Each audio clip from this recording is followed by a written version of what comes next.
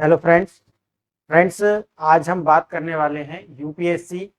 CSC 2025 prelims जो exam conduct होने वाला है उसके विषय में कि आपको अभी जो भी दिन बचे हुए हैं, क्योंकि आज तारीख है, यानी कि आज 20 तारीख है और आज के बाद में 4 दिन बीच में है और फिफ्थ डेज आपका पेपर है, यानी कि 5वें दिन आपका पेपर है। तो ये जो बचे हुए 4 दिन हैं, इनमें अभी आपको क्या करना चाहिए, क्योंकि आप देख रहे होंगे कि भिन्न भिन्न जो है, जो प्लेटफॉर्म है, वो अब तक आपको बता रहे थे कि ये 100 टॉपिक आप पढ़ लीजिए, फिर ये 50 टॉपिक पढ़ लीजिए, इस तरीका से 30 टॉपिक पढ़ लीजिए, इसमें से 50 नंबर आ जाएंगे आपके। इस तरीका से कुछ आपको कि 10 दिन की स्ट्रेटजी क्या होनी चाहिए, 20 दिन की स्ट्रेटजी क्या होनी चाहिए, अब जैसे कि 30 दिन बचे तो 30 दिन की स्ट्रेटजी क्या होनी चाहिए। इस तरीका से आपको अलग अलग जो प्लेटफॉर्म है यूट्यूब पर नए नए तरीका के लोग आकर के आपको बता रहे थे। लेकिन अभी जो टाइम बचा हुआ है उसमें आपको क्या करना चाहिए और किन चीजों से बचना चाहिए, अब मैं आपको जो बता दूंगा वो आपको करना चाहिए, और बाकी जो बचे हुए हैं उनसे आपको बचना चाहिए, अवॉइड करनी चाहिए सारी और जो बातें हैं वो। अब इसमें जो सबसे पहले है वो आपको क्या करना चाहिए, यानी कि सबसे बड़ी जो बात है, सबसे पहले आपको मैं बता देता हूं, यानी कि अब आपको करना क्या चाहिए। जैसे आपने जितनी भी पढ़ाई आपको करनी थी वो आप कर चुके हैं, जो भी पढ़ाई आपको करनी थी वो आप कर चुके हैं। अब इसके बाद क्या, देखो, अपने आप पर आपको विश्वास रखना है। अगर आपने अच्छे से पढ़ाई की है, अच्छे से पढ़ाई का मतलब ये है कि प्रीलिम्स के बाद में प्रीलिम्स तक आपने एनसीईआरटी पढ़ी है, यानी कि जो बेसिक बुक है, स्टैंडर्ड बुक्स आपने पढ़ी है, आपने करंट अफेयर के लिए कोई भी एक जैसे कि द हिंदू है, कोई भी जिस तरीका का जो अखबार है वो आपने पढ़ा है, और साथ ही साथ आपने एक मैगजीन भी साथ ही साथ पढ़ी है, और लगातार उनके नोट्स बना करके आपने रिवाइज करे हैं। तो फिर आपको बिल्कुल चिंता करने की आवश्यकता नहीं है कि 30 दिन की स्ट्रेटजी और 50 दिन की स्ट्रेटजी, और जो इन स्ट्रेटजी को बनाते हैं वो भी जानते हैं कि इससे होना कुछ नहीं है। लेकिन हाँ, बहुत सारे जो एस्पायरेंट्स है वो इस बात को नहीं जानते कि हम ये अगर इससे पढ़ेंगे तो, या हम ये वीडियो देख लेंगे तो इससे हो ही क्या जाएगा, लेकिन मन है, मन मानता नहीं है। तो आपको सबसे पहले अपने आप पे क्या करना है, यानी कि सबसे पहले अपने आप पर कॉन्फिडेंस, और वो कॉन्फिडेंस कौन सा कॉन्फिडेंस है, वो कॉन्फिडेंस ये है कि यार मैंने अच्छे से पढ़ाई की है, मैंने बेसिक बुक पढ़ी है, मैंने न्यूज़पेपर पढ़ा है, अच्छे से मैंने नोट्स बनाए हैं, और अब मुझे आवश्यकता नहीं है, या जहां से भी मैंने पढ़ा है उन्होंने जितना मटेरियल मुझे प्रोवाइड किया था वो मैं पढ़ चुका हूं, और अब आगे मुझे ज्यादा पढ़ने की आवश्यकता है नहीं। अगर आपने इस तरीका से तैयारी की है तो सबसे पहले आपके अंदर कॉन्फिडेंस होना चाहिए कि अब मुझे जल्दीबाजी नहीं करनी, अब 4 दिन बचे हुए हैं। आपको जितने नोट्स आपने बनाए हैं उनमें से थोड़ा थोड़ा जो भी पढ़ना है उसको रिवाइज करना है, और अगर जो किताब में से आपको पढ़ना है, जो बुक्स है ना उनमें से अगर आपको पढ़ना है तो जो बॉक्स बने हुए होते हैं एनसीईआरटी में वो पढ़ लेना, या कोई और बुक अगर आप फॉलो कर रहे हैं जो जिन्हें हम एडवांस बुक बोलते हैं, तो उनमें जो भी कॉलम वगैरह जो बने होते हैं, आपने देखा होगा कि इन्फॉर्मेशन को कॉलम बना करके वो दे देते हैं। अगर इस तरीका की कोई भी कॉलम है, कोई बॉक्स है, उनमें जो इन्फॉर्मेशन दी गई है वो आप पढ़ सकते हैं। इससे ज्यादा आपको कुछ नहीं पढ़ना है और अपने आप को कॉन्फिडेंस रखना है। दूसरी बात जो है, जब आप पढ़ाई करते हैं तो उसमें आप अपनी जो नींद है, यानी कि जो स्लीपिंग साइकिल है, उसे डिस्टर्ब कर लेते हैं, यानी कि आप ज्यादा पढ़ना चाहते हैं कि यार मैं ये और पढ़े लेता हूं, ये और पढ़े लेता हूं, थोड़ा सा और पढ़े लेता हूं, तो इससे बचना है। दूसरा आपको क्या करना है, आपको नींद अच्छा लेना है, यानी कि स्लीप स्लीप अच्छा करना है, यानी आपकी नींद अच्छी होनी चाहिए, नींद में कटौती नहीं, बाकी सब चीज से समझौता है। 6-7 घंटे की नींद आपको लेना है। बिल्कुल चिंता नहीं करनी कि एग्जाम में क्या होगा, अपनी नर्व को कंट्रोल करके रखना है। समझ रहे हैं ना मैं क्या कहना चाह रहा हूं, आपको अपनी नर्व कंट्रोल करके रखना है कि ऐसा नहीं है कि मैं 4 दिन में ही ऐसा कुछ कर लूंगा, या मैंने यार मैं कि दूसरे से कमजोरी तो मेरी नहीं रह गई है। अगर आपने जो मैंने आपको पीछे बताया है कि अगर आपने ये सब किया हुआ है, आपने एडवांस बुक पढ़ी हुई है, नोट्स बनाए हैं प्रॉपर, जो भी कोचिंग जहां से भी आपने लिया होगा वहां से जो उन्होंने कराया है वो अपना अच्छे से लिखा हुआ है, रिवीजन किया हुआ है, साथ ही आपने एनसीईआरटी अच्छे से पढ़ी हुई है, और एक न्यूज़पेपर आपने अच्छे से पढ़ा है और उसमें से जो पॉइंट होते हैं उसका नोट्स बनाया, और एक मैगजीन आपने अच्छे से पढ़ी और किसी का प्रॉपर गाइडेंस आपने लिया है, फिर आपको आवश्यकता नहीं है, बिल्कुल चिंता करने की आवश्यकता नहीं है, रिजल्ट होगा ही होगा। आप ये मान के चले, अगर आपका प्रारब्ध ऐसा, अगर आपका नसीब है, जैसे कहते हैं ना लोग नसीब है, अगर आपके नसीब में है तो बिल्कुल आपका रिजल्ट होगा। इससे चिंता नहीं करनी कि क्या हो जाएगा, मैं कुछ ज्यादा कर लूंगा ना, उससे बचना है। तो दूसरा है आपको नींद पूरी लेना है, स्लीपिंग आपको अच्छे से करना है। उसके बाद आपको क्या करना है, तीसरा जो अपने आप में शामिल करना है वो है योग वगैरह। जो एक्सरसाइज आप करते हैं, योग आप जरूर करें, जिसमें आपको मेडिटेशन करना है, ध्यान करना है, ये आपको जरूर करना है, यानी कि योग आपको जरूर करना है। ठीक है, योग करना है, या कोई भी एक एक्सरसाइज आप कर सकते हैं। एक्सरसाइज यानी कि इसमें क्या है, रनिंग कर सकते हैं आप, है ना, रनिंग कर सकते हैं, या कहीं स्विमिंग कर सकते हैं, योग कर सकते हैं, या जिम वगैरह में भी अगर आप हल्की एक्सरसाइज करें, ज्यादा जिम में जाकर के बहुत ज्यादा आपको वेट वगैरह नहीं करना, आप हल्की फुल्की एक्सरसाइज घर पर आप कर सकते हैं, ये आप करें। यानी कि एक्सरसाइज आपको करना है जरूर, जिससे आपको क्या होगा कि जो आपके हार्मोन्स हैं वो बैलेंस रहेंगे। ज्यादा एंजाइटी, ये आपको इनसे बचना है। एंजाइटी होती है, मैं आपको फिर बता रहा हूँ, जो भी बच्चे फर्स्ट टाइम या सेकंड टाइम एग्जाम देते हैं उन बच्चों में ज्यादा, लेकिन कुछ लोगों का जो है ना नेचर ऐसा होता है कि उन्हें एंजाइटी बहुत ज्यादा होती है एग्जाम की सोच करके। कुछ आपने स्टेक इतना लगाया हुआ होता है एग्जाम के साथ में कि उससे भी एंजाइटी होती है, जैसे कि आपका पूरा फ्यूचर ही इस पर टिका हुआ है, अगर नहीं होगा तो मैं क्या करूंगा, मेरी जो फैमिली है उसका प्रेशर है, आपके जो मित्र हैं जो आपको जानते हैं उनके आगे मेरा बेइज्जती हो जाएगा अगर रिजल्ट नहीं होगा, तो इस तरीके से। और फिर मेंस में वही फिर जाकर के, क्योंकि लंबा प्रोसेस है, तो ये जो एंजाइटी है ये होगी। लेकिन मैं आपको जो बता रहा हूं, इससे बहुत सारी चीजों को, ये जो जितनी भी समस्या आती है, क्योंकि मैं जानता हूं कि जो बच्चे एग्जाम देते हैं, मैं बिल्कुल आपको वही बता रहा हूं जो लोगों के साथ होता है। और मैंने भी अपने जो विद्यार्थी जीवन में, जब मैं यूपीएससी एस्पायरेंट था, तब मैंने भी यही सब चीजों को फेस किया है। तो ये आप ना करें, और इनको आप कंट्रोल कैसे करें, ये सबके साथ होता है। ये मैं सोचना कि एक्स नाम का कोई व्यक्ति, उसकी तैयारी तो बहुत अच्छी है, उसका तो हो जाएगा, या मेरा कोई रूम पार्टनर है उसका हो जाएगा, या जो मेरा भी साथ पढ़ रहा है यूनिवर्सिटी में उसका हो जाएगा, मेरे उसकी तैयारी, ऐसा कुछ नहीं है। बिल्कुल आप अपने ऊपर कॉन्फिडेंस रखें। ऐसा भी होता है कि जिन लोगों की बहुत अच्छी भी तैयारी होती है ना, उनका भी नहीं होता। आपको बता रहा हूं, जो लोग एक एक दो दो बार ऑलरेडी मेंस भी दे चुके हैं ना, कभी कभी उनका भी नहीं होता, और उनका हो जाता है जो बिल्कुल एकदम फ्रेशर है, जो फर्स्ट टाइम देने जा रहे हैं, जिन्हें कॉन्फिडेंस भी नहीं, उनका हो जाए। तो ऐसा कुछ भी नहीं है कि आपका नहीं होगा, या जिसकी बहुत ज्यादा अच्छी तैयारी है उसका हो जाएगा, ऐसा कुछ नहीं है। ठीक है, वो उस टाइम पर जो 2 घंटे का एग्जाम है ना, कौन सी फैक्ट जो है, कौन सा क्वेश्चन जो है आपको क्लिक कर जाए, दूसरे को ना करे। हल्की से हल्की इंफॉर्मेशन ऐसी होती है कि आपको क्लिक कर जाए, दूसरे को ना करे, तो एक एक क्वेश्चन का आधे आधे मार्क्स का भी फर्क पड़ता है, क्योंकि नेगेटिव मार्किंग भी है इसके साथ। तो एक स्लीपिंग। अच्छा, एक चीज और मैं आपको बता रहा हूं इसी के साथ में, जो आप नींद लेंगे, यानी कि जो अच्छा योग जो आप करेंगे, मैंने योग को आपको बताया था, तो जब आप नींद लेंगे तो उसके साथ में आप ये करेंगे, जो 3-4 दिन का जो टाइम बचा हुआ है, अपनी जो स्लीपिंग साइकिल है उसे आप सही करें। कैसे? एग्जाम सुबह के टाइम होगा, तो वही 9:30 बजे, तो 9:30 से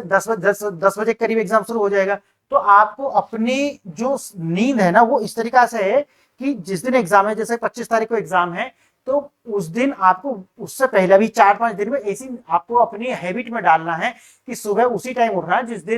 दिन एग्जाम होगा ना, वो भी उसी दिन उठना, उसी टाइम पे उठना। तो ये 4-5 दिन आपकी जो नींद है ना, वो वैसी ही होनी चाहिए कि मुझे 9-10 बजे सो जाना है और सुबह 6 बजे, 6:30 बजे उठ जाना है, एक्सरसाइज करना है, जो योगा कर रहे हैं डेली ऐसा ही करना है आपको। बिल्कुल ऐसा नहीं कि उस दिन कुछ नया करने लग जाए, ऐसा कुछ नहीं। तो ये जरूर करें कि अपनी जो स्लीपिंग साइकिल है, सोने का जब अगर आप बना लेंगे तो ज्यादा बेहतर होगा, क्योंकि एग्जाम वाली रात में क्या है कि बहुत सारे ख्याल आते रहेंगे आपके दिमाग में कि सुबह मुझे जाना है, फिर वही एग्जाम होगा या नहीं होगा, तो वो पूरी रात आपके दिमाग में चलने वाला है। अच्छा, कुछ बच्चे क्या है कि दूर जाते हैं, जैसे कि घर से कहीं शहर में जाएंगे, तो वो एक रात पहले पहुंच जाएंगे, तो वो जो रात होगी एग्जाम से पहले वाली, वो उनकी खराब हो जाती है, जिससे एग्जाम भी खराब होने के पूरे चांस रहते हैं। तो कोशिश ये करें कि अगर आपका एग्जाम बहुत ज्यादा दूर है, तो वहां जाकर के मतलब दिन में ही पहुंच जाए, सुबह के टाइम पहुंच जाए, और पूरे दिन आप रिलैक्स करें।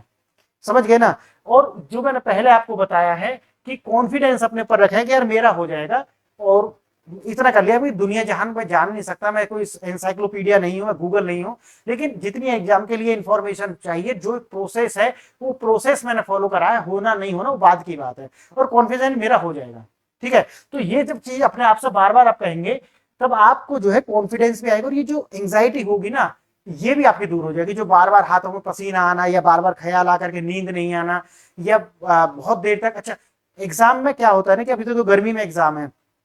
तो डिहाइड्रेशन से बहुत सारे जो लोग होते हैं उन्हें चक्कर आ जाते हैं, एग्जाम हॉल में चक्कर आ जाते हैं, और जब तक वो ठीक होते हैं तब तक काफी समय गुजर चुका होता है, तो ऐसी चीजों से बचें। एग्जाम सेंटर पर जाते जाते बहुत सारे लोगों को चक्कर आ जाते हैं, एग्जाम जब निकलते हैं तो कुछ लेट हो जाते हैं, कहीं जाम है कुछ है, वहां पर जाते समय वो जो है लेट हो जाते हैं। तो ये छोटी छोटी जो बातें हैं, ये पूरे टेम्परामेंट को खराब कर सकती हैं। तो कोशिश ये करना कि आप पहले ही निकल जाना, अगर दूर एग्जाम है तो कोशिश करना है कि सुबह सुबह आप पहुंच जाएं, दिन में आप आराम से वहां पे हैबिचुअल हो जाएं वहां के एनवायरनमेंट से, और टाइम से अपना सो जाएं, और सुबह एग्जाम देकर गए। क्लियर, ये सारी बातें आपको याद रखनी है। तो हमने 3-4 बातें आपसे करी हैं, कॉन्फिडेंस रखना है, नींद के साथ में स्लीपिंग साइकिल को, जो आपकी अभी आप 3 बजे तक पढ़ रहे हैं, 2 बजे तक पढ़ रहे हैं, वो सबको अब लेकर के आपको 3-4 दिन में यही काम करना है कि जल्दी सोना है। दिमाग में जो ख्याल चल रहे हैं ना कि यार क्या हो जाएगा, ये सब बंद हो जाने चाहिए, कॉन्फिडेंस है ये सब हो जाएगी। और तीसरा है योगा और एक्सरसाइज करनी है सुबह के टाइम या शाम के टाइम,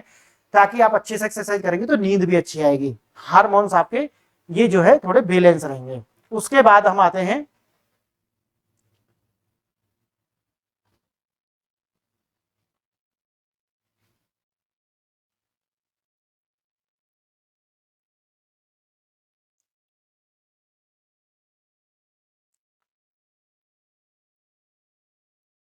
और मैंने ये आपको ये भी बता दिया है कि जितना भी आपको पढ़ना है, यानी कि जो रिवाइज करने का जो आपका जो तरीका है वो ये होना चाहिए कि जितने भी बॉक्स बने हुए हैं खासकर एनसीईआरटीज में, और अगर कोई एडवांस बुक है और उसके अंदर कॉलम में जो भी इंफॉर्मेशन दी गई है वो आपको पढ़ना है, या आपने थोड़ा बहुत हाईलाइट कुछ करा हुआ है तो वो पढ़ना है। ज्यादा पढ़ने के पीछे भागना नहीं है, थोड़ा रिलैक्स करना है अपने आप को, नींद लो, थोड़ा बहुत मूवी देखो, थोड़ा घूम फिर लो, और थोड़ा थोड़ा अपना वो रिवाइज करते रहो। ज्यादा डिस्टर्ब होने की आपको जरूरत नहीं है। 4-5 दिन में कुछ भी ज्यादा आप नहीं करना है, बस सोने का उठने का ये थोड़ा सही बना लेना है, और एक्सरसाइज वगैरह आपको करना है। उसके बाद आप चलते हैं, हाँ एक चीज का जरूर आप ध्यान रखना, जैसे कि सुबह का एग्जाम 9:30 बजे से है, पहला वाला जो एग्जाम है, यानी कि 9:30 AM में आपको मतलब होगा, तो वो 10 बजे से स्टार्ट, लेकिन 9:30 पे आप अंदर होंगे, है ना, एग्जाम हॉल में। 2 घंटे का एग्जाम है, 2 घंटे के एग्जाम के बाद में फिर आपको जो जो दूसरा वाला जो एग्जाम है वो कितने टाइम से है, 2:30 बजे से, वो है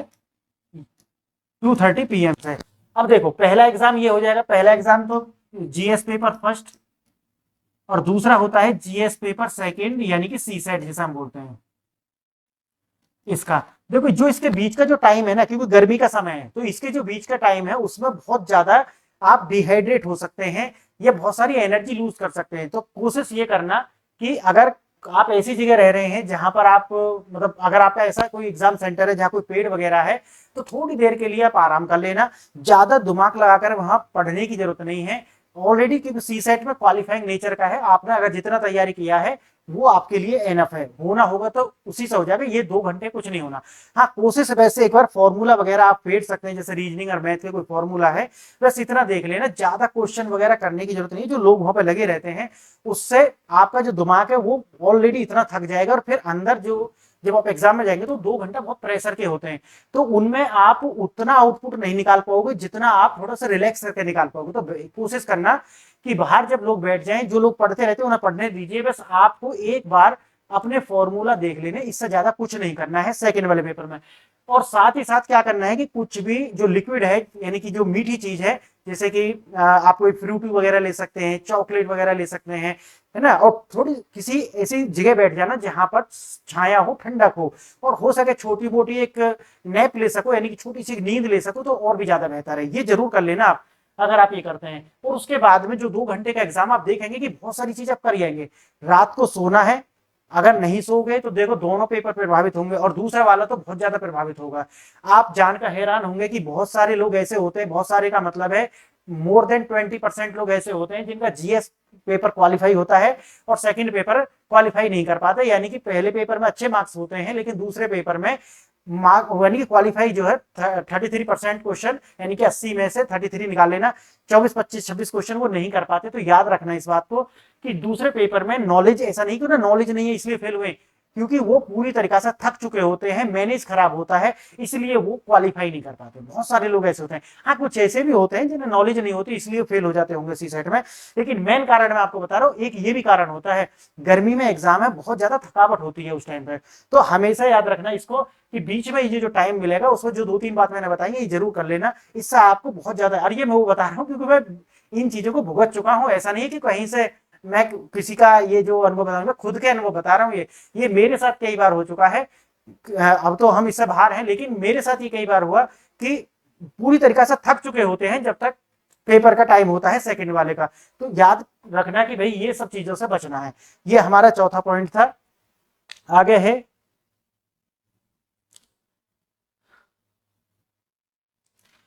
हाँ, अब क्या है कि पेपर वाला जो दिन होगा, यानी कि लास्ट पॉइंट है हमारा, ये पांचवा पॉइंट है कि आपको क्या करना है। जो एग्जाम वाला जो दिन होगा उस दिन, जैसा कि मैंने आपको बताया है कि कुछ भी नया नहीं करना है, बहुत ज्यादा सोचना नहीं है, फ्रेश रहना है, एकदम माइंड को फ्रेश, ठीक है यार हो जाएगा। अच्छा, एग्जाम सेंटर पर आप पहले भी पहुंच जाएं तो ज्यादा पढ़ना नहीं है, सुबह के टाइम भी ये मैं सोचना, कोशिश करना है कि आप रिलैक्स करें, आप ज्यादा से ज्यादा दिमाग पर, क्योंकि 2 घंटे का जो टाइम है उसमें आपको ज्यादा से ज्यादा निकालना है, तो दिमाग को रेस्ट देना पड़ेगा। यानी कि पांचवा पॉइंट मैं कहता हूं, ज्यादा नहीं सोचना।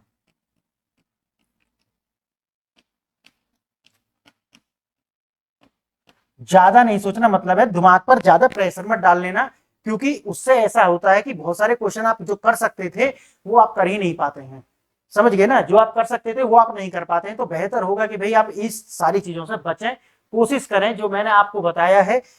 अगर आप ये करते हैं तो मैं आपको बता रहा हूं कि आपके कई सारे प्रश्न तो अपने आप से ही हो जाएंगे। कॉन्फिडेंस आप रखेंगे, कॉन्फिडेंस कैसे रखेंगे कि यार दुनिया खत्म नहीं हो जाएगी, यूपीएससी है ना, मैं चिंता भी कर लूंगा तो उससे क्या हो जाएगा, मतलब मैं बहुत ज्यादा चिंता भी करूं कि नहीं एग्जाम में यार पता ना क्या हो जाए, कैसे क्वेश्चन आ जाए, होगा या नहीं होगा, नहीं होगा तो क्या होगा, मेरे फ्रेंड हैं, मेरे रिश्तेदार हैं, वो मुझसे पूछेंगे, ऐसी जो बहुत सारी चीजें हैं वो आपको नींद ही नहीं आने देंगी। तो फिर इस इन सारी चीजों से बचें पहला। और अगर आप ये सारी चीज जो मैंने आपको बताई हैं ये आप कर लेते हैं, ये सबसे बेस्ट स्ट्रेटजी मैं आपको बता रहा हूं, जो मैं आपको बता रहा हूं ये सबसे बेस्ट है। अगर ये आप कर लेंगे तो आप बहुत ही सुखद महसूस करेंगे एग्जाम के बाद में, और आप आकर के कमेंट करना, क्योंकि मैं उस दिन भी वीडियो लेकर के आऊंगा आंसर की जब जिस दिन एग्जाम होगा ना, तो आंसर की मैं वीडियो जब तक आप आएंगे तब तक मैं बना चुका हूँ, इस आप चैनल पे मिल जाएगी आपको। एक वीडियो मैं अभी नेक्स्ट लेकर के आऊंगा, क्योंकि यूपीएससी का जो कैलेंडर है वो आ चुका है 2026 के लिए, तो उसके ऊपर मैं वीडियो बनाने वाला हूँ